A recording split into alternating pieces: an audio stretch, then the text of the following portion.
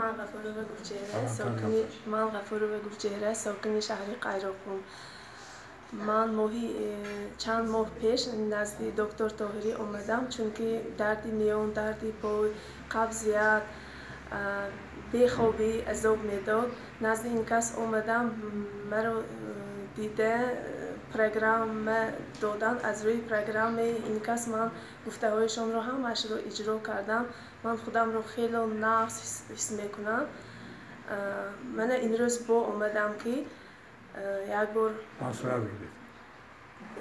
وای کنم گفته برای مصلحت اومدم. من امروز دیده با مصلحت های نقص دادم و هم مراجعت میکنم که لیکن من از این پیش باز چند جایها به مراجعت کرده بودم، لیکن از همینجا من خودم رو خیلی نقص حس میکنم.